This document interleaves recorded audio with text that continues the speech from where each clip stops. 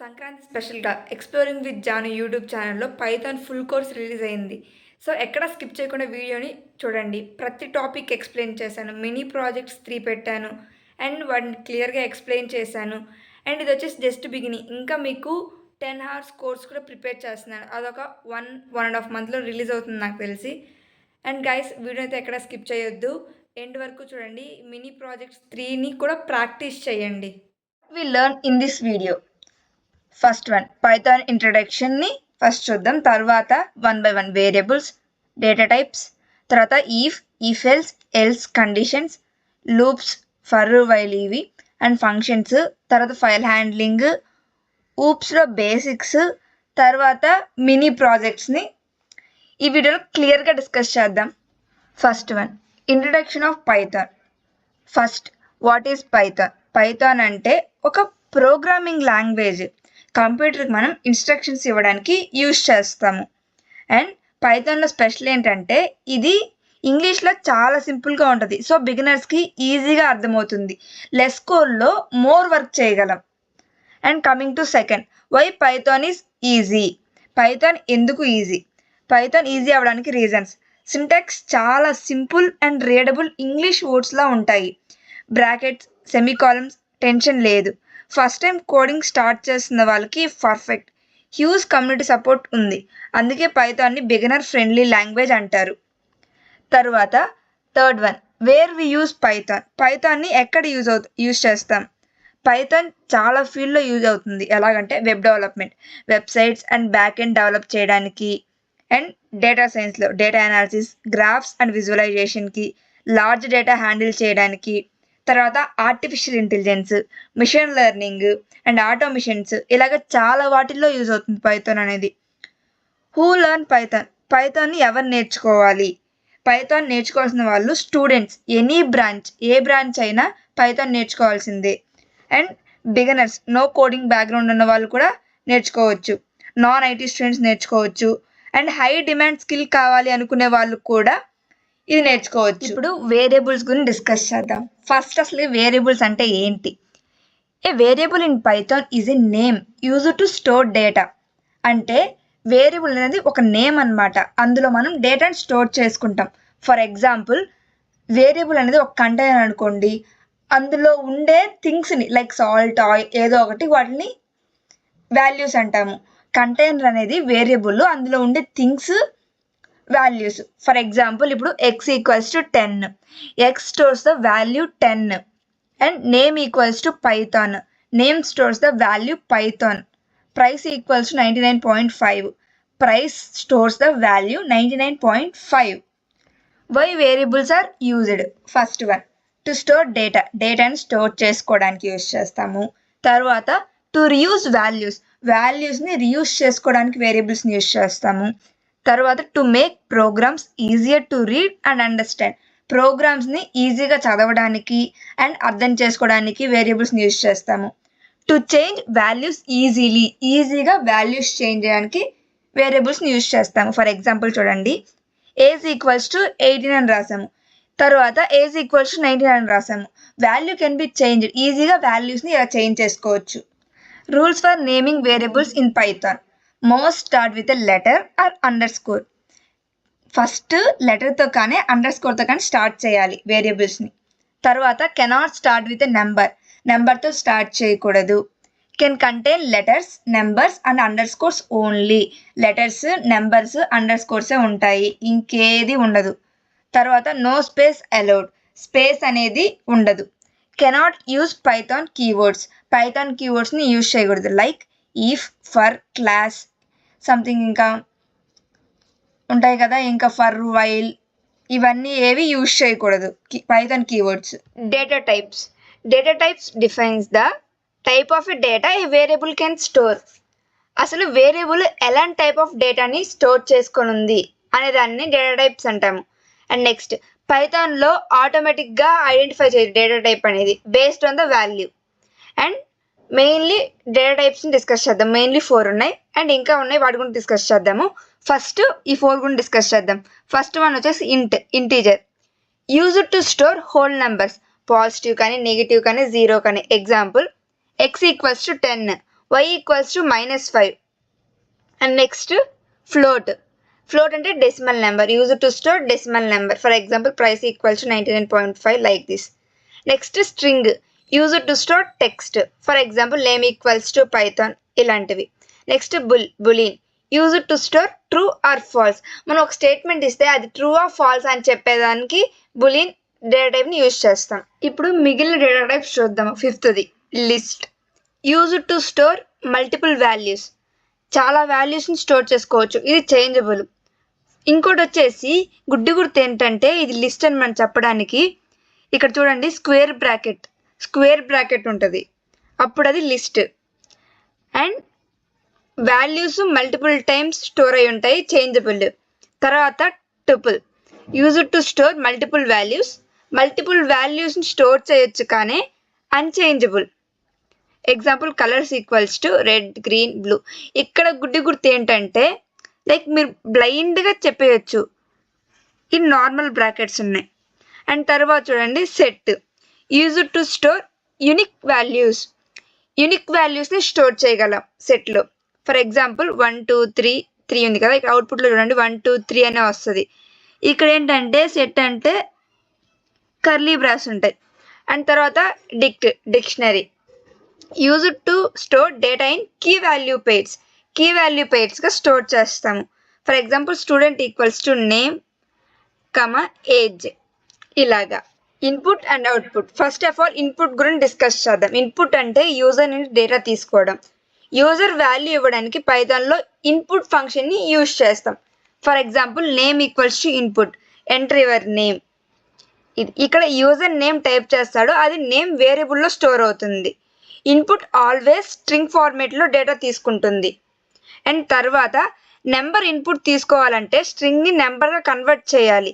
For example age equals to ఇంట్ input enter age, ఇలాగా. తర్వాత ఇప్పుడు అవుట్పుట్ గురించి డిస్కస్ చేద్దాం. అవుట్పుట్ అంటే ప్రోగ్రామ్ రిజల్ట్ని స్క్రీన్ మీద డిస్ప్లే చేస్తుంది. పైథాన్లో ప్రింట్ ఫంక్షన్ యూజ్ చేస్తాం కదా, అది ఎందుకంటే అవుట్పుట్ని డిస్ప్లే చేయడానికి ప్రింట్ ఫంక్షన్ని యూజ్ చేస్తాము. ఫర్ ఎగ్జాంపుల్ ప్రింట్ వెల్కమ్, అవుట్పుట్లో మనకి వెల్కమ్ అని డిస్ప్లే అవుతుంది. ఇది ఇన్పుట్ అండ్ అవుట్పుట్ గురించి. ఇప్పుడు ఇఫ్ ఎల్స్ కండిషన్స్ గురించి డిస్కస్ చేద్దాం. ఇఫ్ ఎల్స్ అంటే కండిషన్స్ చెక్ చేయడానికి యూజ్ చేస్తాము. కండిషన్ ట్రూ అయితే ఒక బ్లాక్ రన్ అవుతుంది, ఫాల్స్ అయితే వేరే బ్లాక్ రన్ అవుతుంది. సింపుల్గా కండిషన్ కరెక్ట్ అయితే ఇది చేయి, లేకపోతే అది చేయి అని చెప్తుంది. For example pass or fail అనేదాన్ని చూద్దాము. Marks equals to 35.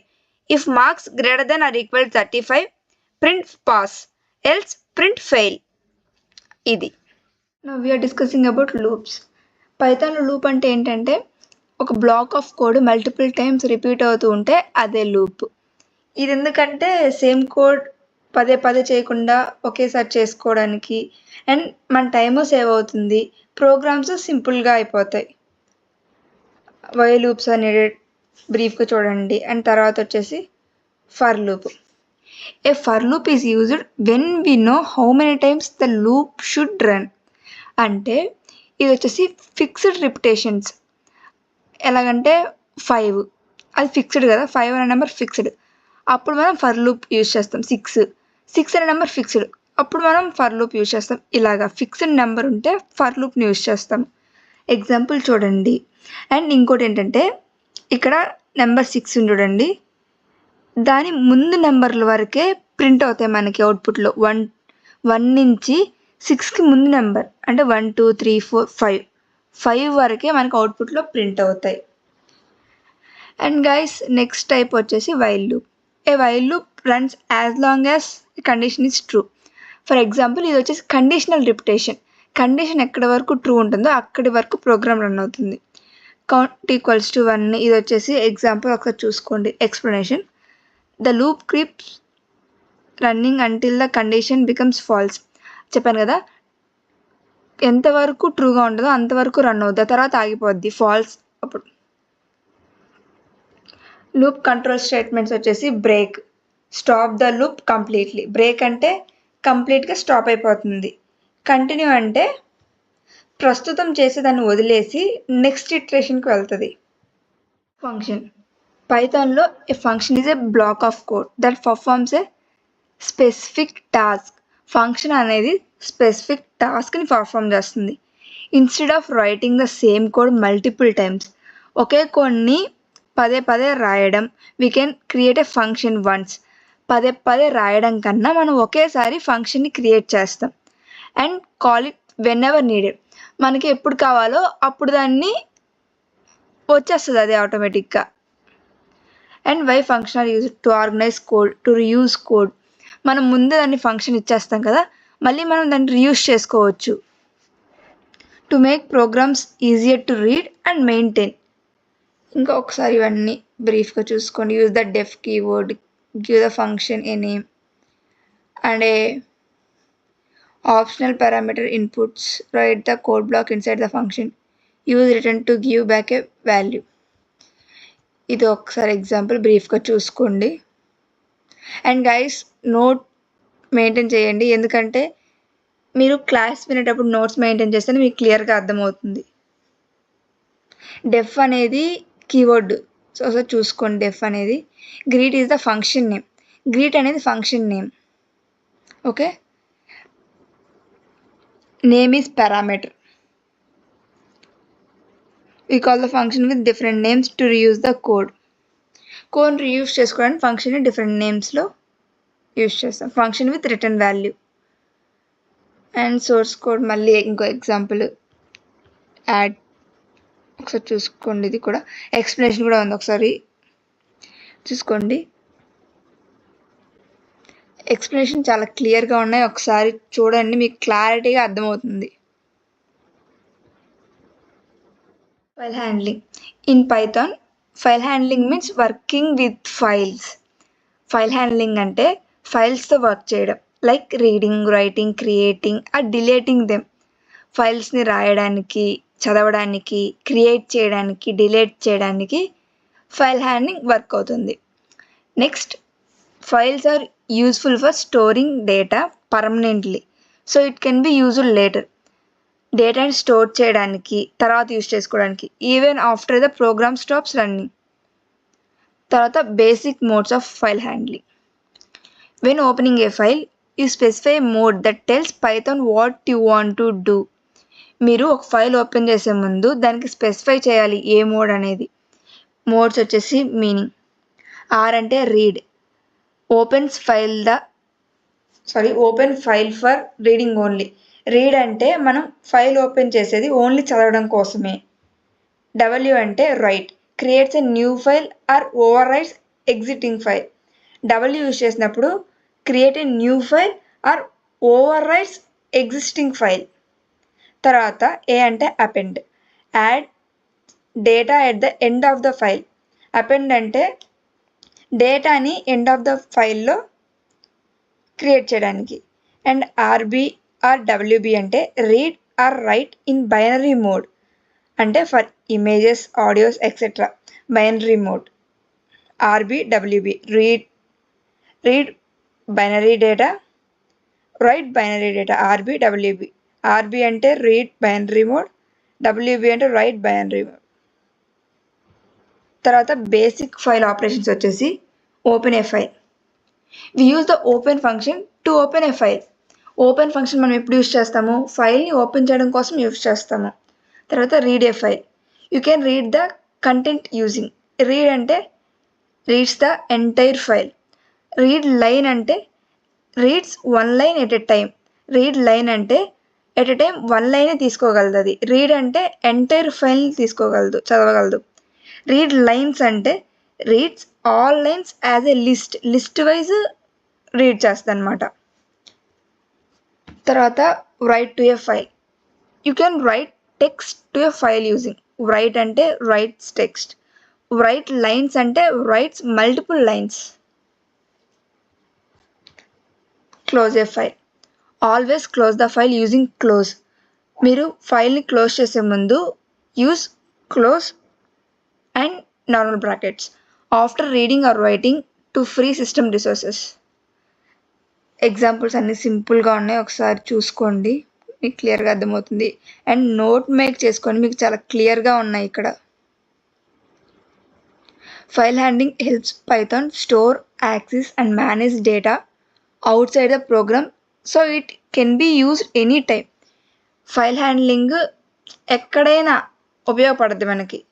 So store, access and manage data store చేసుకొని యాక్సెస్ చేస్తుంది అండ్ మేనేజ్ చేస్తుంది. Any time we can be used. OOP basics అంటే object oriented programming basics.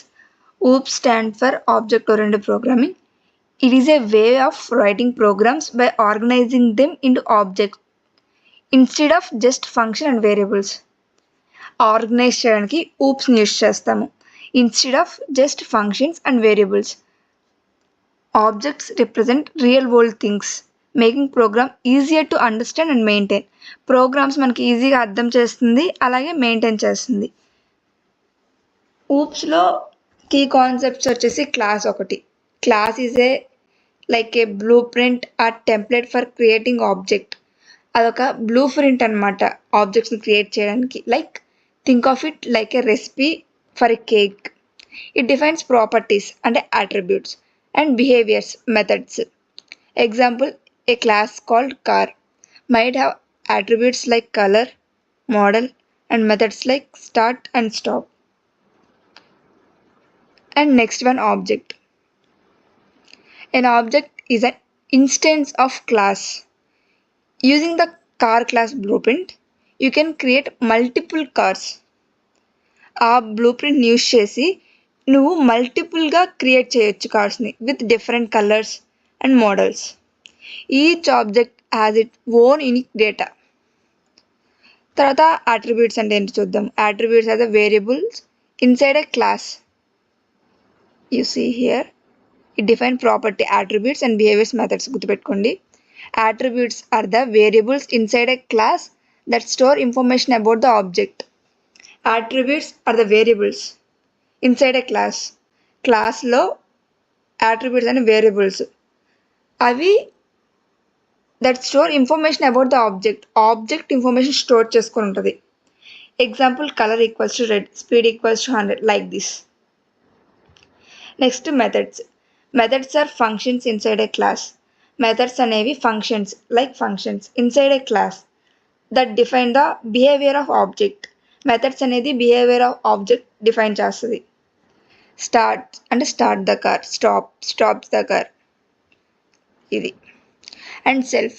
The keyword self is used to refer the current object of the class.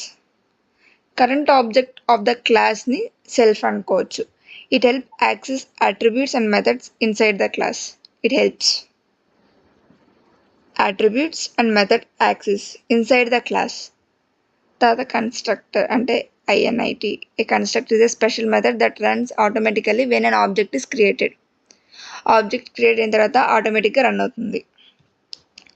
It is used to instantiate attributes of the object. Next, encapsulation. Encapsulation అంటే keeping data safe inside a class and controlling access. సేఫ్గా store చేసుకొని ఎక్కడ, inside a class, and యాక్సెస్ని control చేస్తుంది. Inheritance. Inheritance allows a class to use properties and methods of another class. Properties and methods of another class. Inheritance allow చేస్తుంది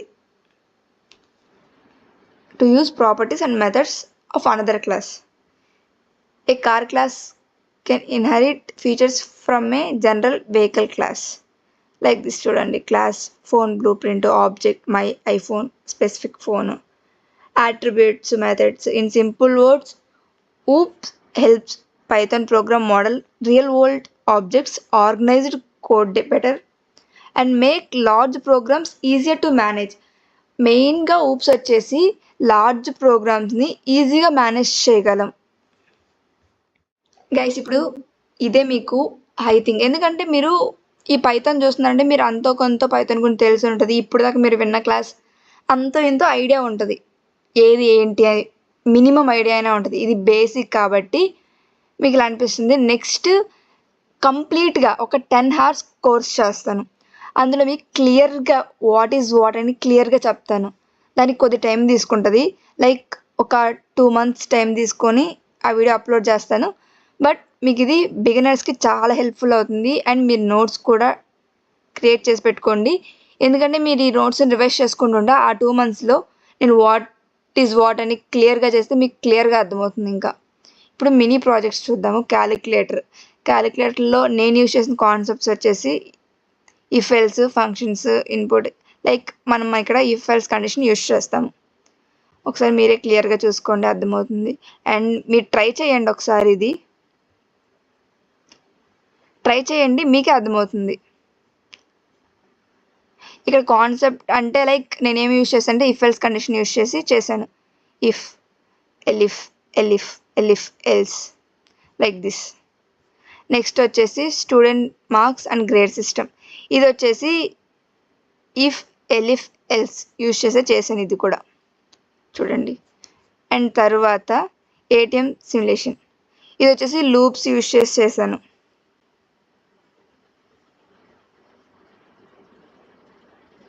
ఇవన్నీ మీరు try చేయండి, మీకు అర్థమవుతుంది. ఎక్కడైనా మీకు లైక్ మిస్టేక్ వచ్చిందనుకోండి, మళ్ళీ ఒకసారి చెక్ చేసుకోండి, మళ్ళీ చేయండి. ఫస్ట్ టైం రాకపోయినా సెకండ్ టైం అయినా వస్తుంది, సెకండ్ టైం రాకపోయినా థర్డ్ టైం అయినా వస్తుంది. Don't lose your confidence. ఈ వీడియో మీకు హెల్ప్ అయింది అనుకుంటే లైక్ చేసి మీ ఫ్రెండ్స్ ఎవరైనా ఉంటే వాళ్ళకి షేర్ చేయండి. అండ్ అలానే ఫస్ట్ టైం మీరు మన ఛానల్ విజిట్ చేస్తున్నట్లయితే వెంటనే సబ్స్క్రైబ్ చేయండి. ఇంకా ఎవరైనా మీకు ఏమైనా డౌట్స్ ఉంటే మన ఇన్స్టాగ్రామ్లో ఫాలో చేయండి, అక్కడ డిఎం చేయండి, డైరెక్ట్గా నేను రిప్లై అయితే ఇస్తాను. అండ్ మన ఇన్స్టాగ్రామ్ని ఫాలో చేసిన వాళ్ళకి మన ఇన్స్టాగ్రామ్ లింక్ డిస్క్రిప్షన్లో ఇస్తాను.